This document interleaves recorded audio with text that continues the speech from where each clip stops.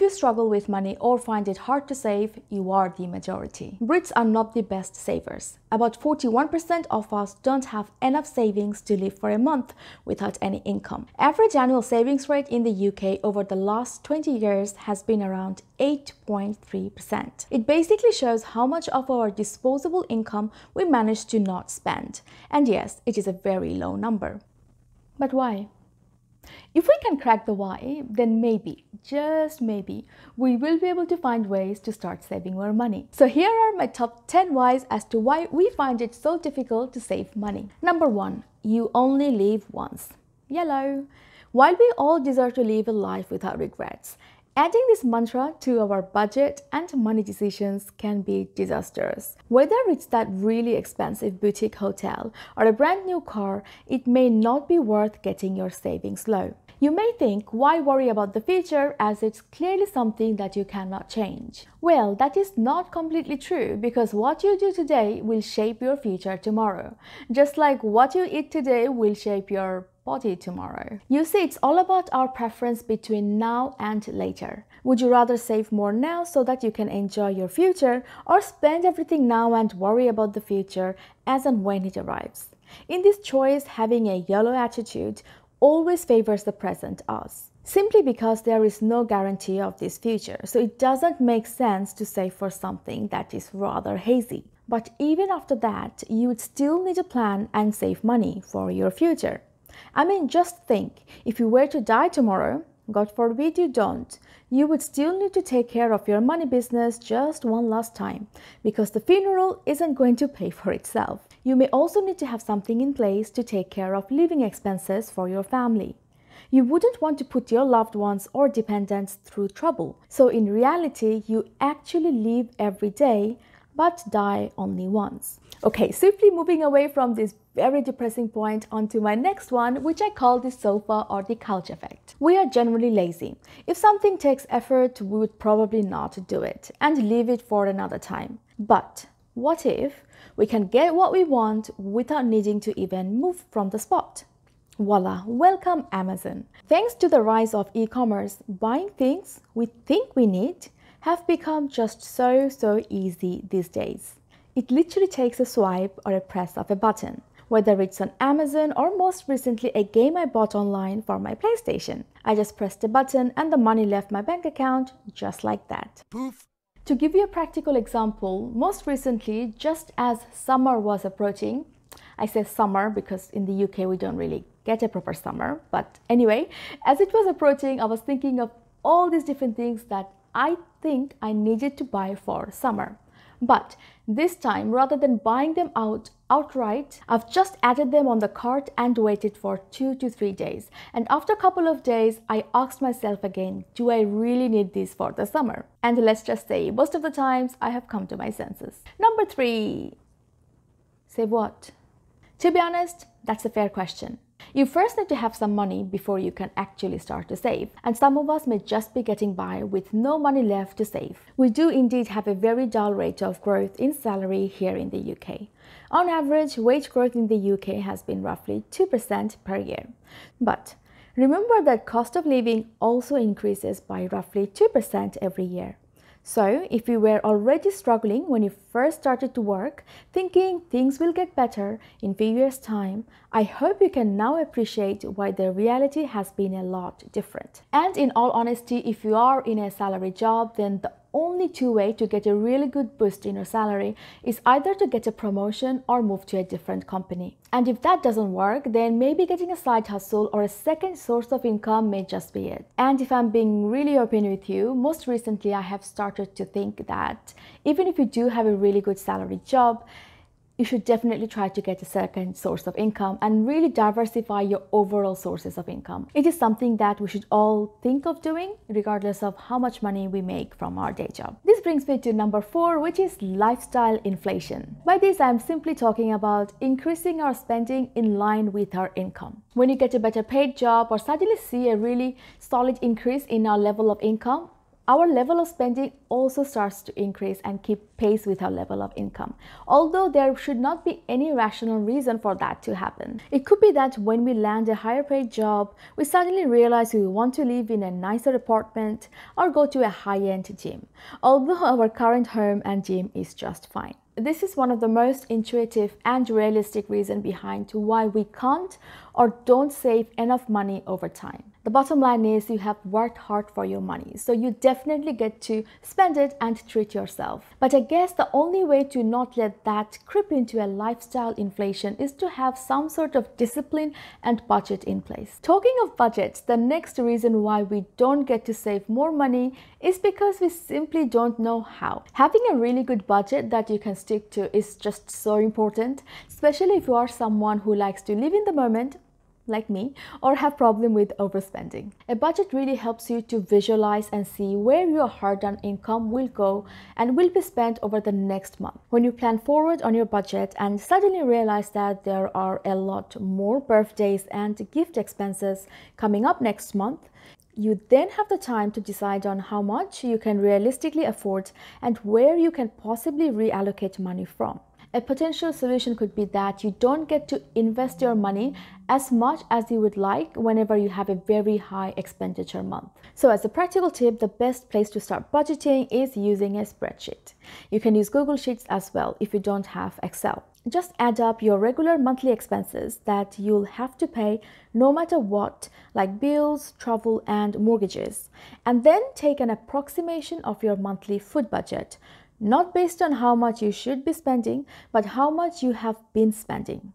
Be honest with yourself, and then take all those expenses away from your monthly income. The money you have left should be split between saving, investing, and other variable costs like eating out or going out or holidays. This will show you the reality of how much money you truly have left to work with.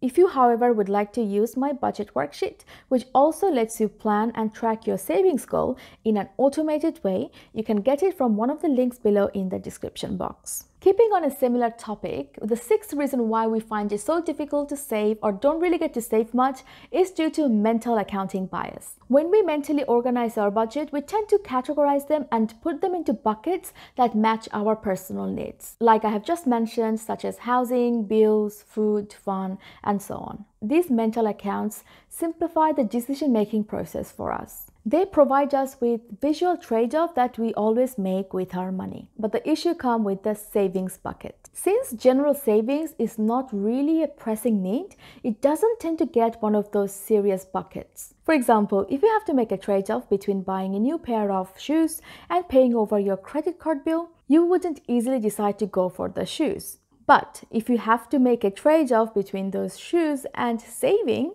then you know the decision becomes 50-50. Just saying.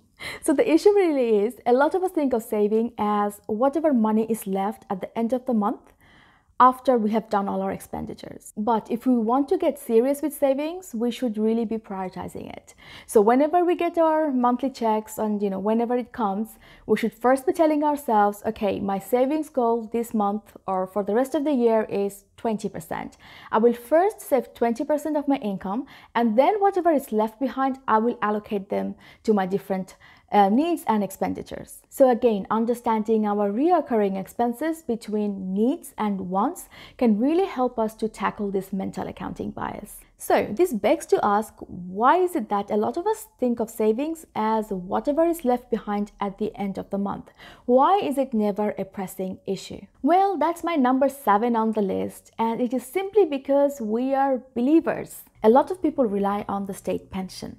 Why save if government is going to look after us when we are older? After paying so much taxes all our lives, it definitely warrants a strong feeling that when we are older, our governments will have our back. But really, Should you really be trusting the state of the government in 20, 30, or even 40 years' time? I can't even tell what they will do from one day to another, so forget what's gonna happen in 30 years' time. But in all honesty, things can change, governments will change, policy can change, the whole economy can change, and really relying on a state pension, which is so far in the future, just seems like a very risky business. And even if you think that state pension will be enough for you, and let's just say for argument's sake that you will get the full state pension that you think you will deserve, I would really encourage you to calculate whether that money will be enough to live your current lifestyle. And while you think very hard about that, let me just very briefly contradict myself with my point number 8, which is simply to say that maybe we're just not believers in anything. I'm trying to say that maybe we just don't believe in anything that we cannot clearly see. Since savings and investing is such a long-term game and it is so much down the line into the future, the benefits of them are not always directly visible. This is called the present bias. Research suggests that even if we are quite good at everyday budgeting, we tend to overspend when it comes to special occasions. We prioritize these present happy moments so much that taking money away from our future self doesn't seem like a big deal. For example, if you get a huge promotion or pass a really hard exam, you would naturally think that you deserve to buy this expensive car and really enjoy this moment. I mean, it's super important to treat ourselves, make ourselves happy so that we stay motivated to do good work. But the problem doesn't really happen with this gesture of treating ourselves, but the amount of it, the magnitude of that gesture. When we are in an emotional state, whether it's anger, happiness, or sadness, it is wise not to act upon any big decision. Because naturally, when we are happy and feel successful, we underestimate future risk or negative outcome. And this ultimately impacts our current decision making. Well, I don't really have any good solution as to how to deal with this, but one of the ways that we can get around this problem is to delay those decision-making process or actual purchases like a couple of days after the happy tide passes. Trust me, it passes, and we all get back to reality sooner than we think. What's your view on this approach? Am I being too tight? Do let me know in the comment section below. I won't mind. Anyway, moving on to number 9, and let's blame our DNA. According to Ted Clontz, a financial psychologist, our desire to save less money can be traced back to times when we used to live in tribes. Since tribes operated communally, keeping something that you don't currently need made you look super selfish and often got you kicked out of your tribe. Even if you saved your food from one day to the next, you could actually get sick and die. And since you only lived in your 40s, you didn't really have to worry about surviving multiple decades. Clontz notes a very small portion of humans, between 14 to 17%, are natural savers. And so it perfectly makes sense as to why, as individuals, we find it so difficult to save money. We are simply not wired that way. Feeling better? Well, I hope you do, because after all, you may actually be an ostrich. And that's my number 10 behind why we don't save money. Rather than finding reasons and excuses behind why we can't save money, like I just tried to do, maybe the real problem is that we just don't want to face the reality. We're simply afraid of looking at how and where our money is being spent. Ostrich syndrome is named after a popular belief that ostriches bury their head in the sand in the face of danger to avoid it. Although it's a myth and not really true, but it's a syndrome that we at some point in our lives have related to.